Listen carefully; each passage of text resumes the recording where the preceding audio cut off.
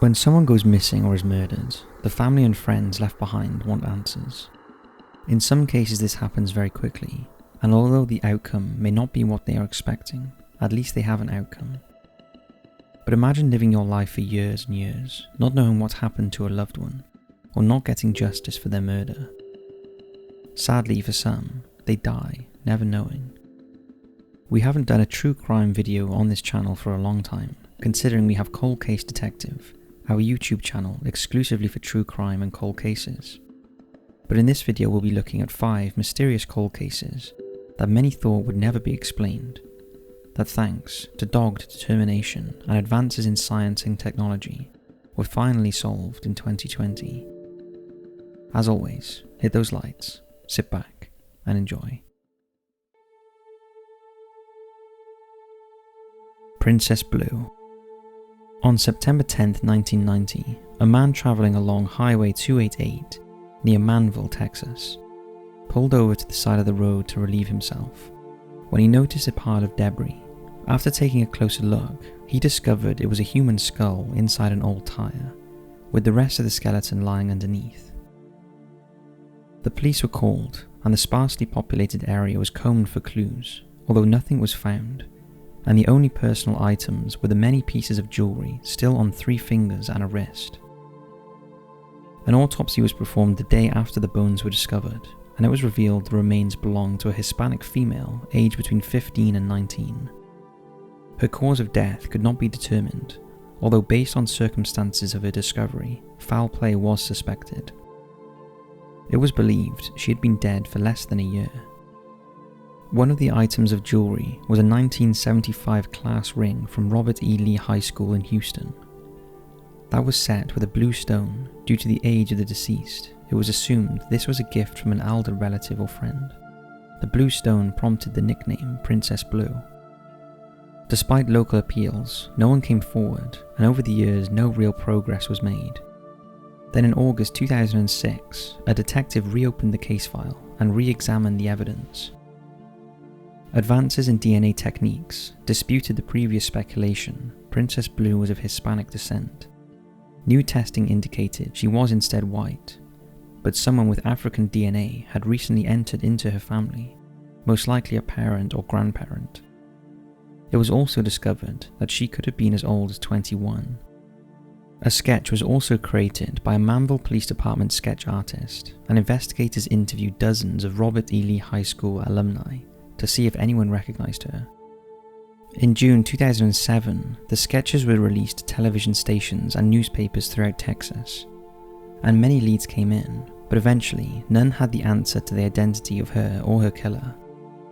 The same year, investigators had started to suspect that serial killer Roy Allen Stewart was responsible for Princess Blue's death, based on his presence in towns where females of a similar age bracket disappeared.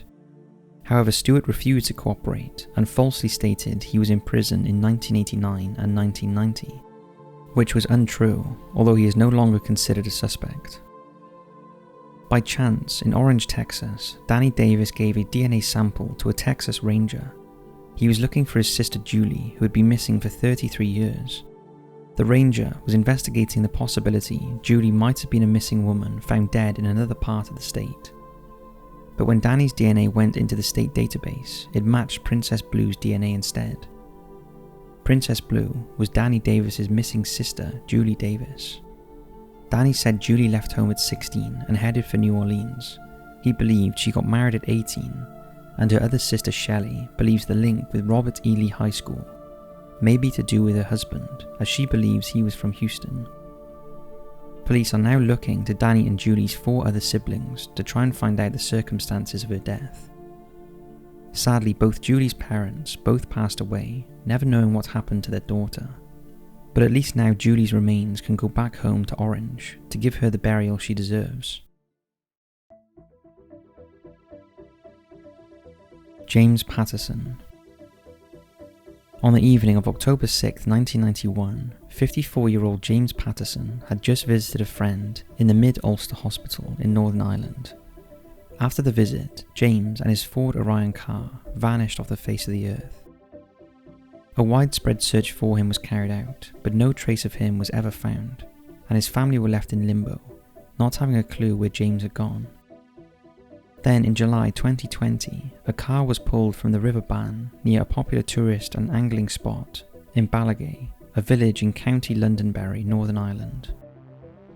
The car was a bluey green Ford Orion, similar to the car James drove. Inside the car they found a body. The human remains were later identified as James, and the 29-year-old mystery of what happened to him was solved. Maybe it wasn't the outcome the family had hoped for all those years later, but at least they were able to hold a proper service and funeral for James. The circumstances of his death are not being treated as suspicious, and it seems it was just a tragic accident. For those of you who watch our sister channel Cold Case Detective, this case is proof that there is always an answer and to never give up hope. Baby Boy Horry. This next case is a sad one. On October the 4th, 2008, utility workers found the body of a baby boy in Horry County, South Carolina, near Conway. The boy was wrapped in a blanket and had been placed in a Bath and Body Works tote bag and put in a box. The box was found hidden in a wooden area off State Highway 544. An autopsy revealed it was a baby boy no more than 2 days old. He was alive at birth and likely healthy, and lived possibly for a day or two before dying of exposure to the cold. Despite repeated appeals, the child's mother never came forward, and the unidentified baby became known locally as Baby Boy Horry.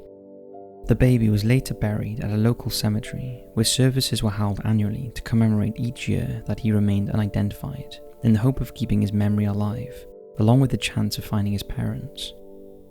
10 years passed, and the baby had still not been identified, and eventually his case was submitted for genetic genealogy. His DNA matched a man on the database, who was the baby's father. He in turn gave the name of his mother, and in March 2020, Jennifer Sahar was interviewed and arrested and charged with homicide by child abuse.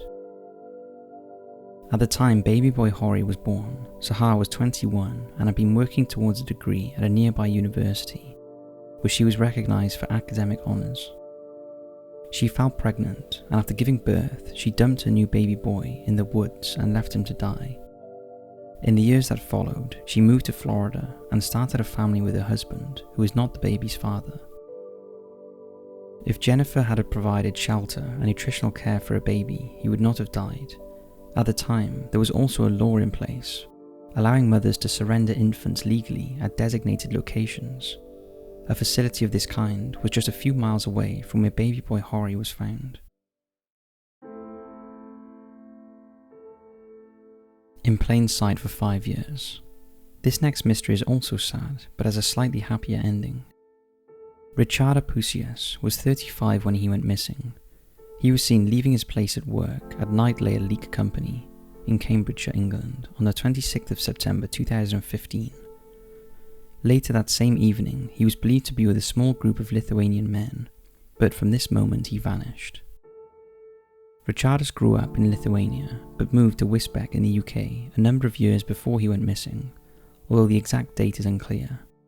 He was known to have lived in a number of multi-occupancy addresses in the town, and lived a hand-to-mouth existence working as a casual land worker in the Wisbech area. He had no vehicle, few friends, and no close family in the UK. Ricardo spoke little English and socialised mostly within the local Lithuanian community in Wisbech. He did not return to work on Monday, September 28, 2015, as expected, and so concerns were raised over his welfare. Investigators revealed that he had not returned to his home in Lithuania, and after his identity card was found in a Wisbech park, known locally as Doggy Park, on November 17, 2015, police feared he had been murdered. Soon after, a man in his 30s was arrested on suspicion of his murder, but was later released without charge. No further progress was made for the next few years, until in August 2018. Officers investigating his murder were made aware of a new Facebook profile in the name of Ricardo Puccias. Pictures on the Facebook page showed Ricardo, although it was not clear when or where they were taken. The images showed a changed appearance from the photographs circulating after his disappearance, but his family confirmed it was him. After discovering the Facebook page, police attempted to make contact with the person behind the account, which had 69 of Ricardo's real friends and family. Members of his family also tried to make contact with the account, and at times, the person behind it had responded, although the messages were often vague and responses were slow. Police inquiries suggested the Facebook page was being accessed and managed from somewhere in Wisbech, but officers could not pinpoint an exact location. Details of the account were released by the police, and a fresh appeal was launched. Although investigators still believed he was likely dead, and they were still dealing with a murder investigation. After the appeal, officers received several reports of sightings of Ricardo's that led them to search the woods in Wisbech. On the 1st of July 2020, whilst the world was in the middle of a coronavirus pandemic, Ricardo's was found living in undergrowth in a very well-concealed den in the woods. It was apparent he had not spoken to anyone for some time. Officers believe he fled because of fears of his safety, as before he disappeared, there had been concerns about his welfare, and a check had been carried out after it was suggested he may have been exploited. But after they spoke to Ricardo's, he told them he was fine. Ricardo's is currently receiving specialist help to help him cope with the extremely difficult circumstances he lived in during the last 5 or more years, and an investigation into his possible exploitation has been launched.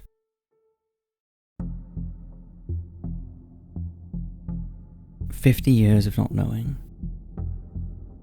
On November 29, 1972, 12-year-old Karen Spencer walked out of her family's house in Fairfax, Virginia, and was never seen alive again. 3 days later, a group of boys found her partially concealed body in a field off North Kings Highway, not far from her home.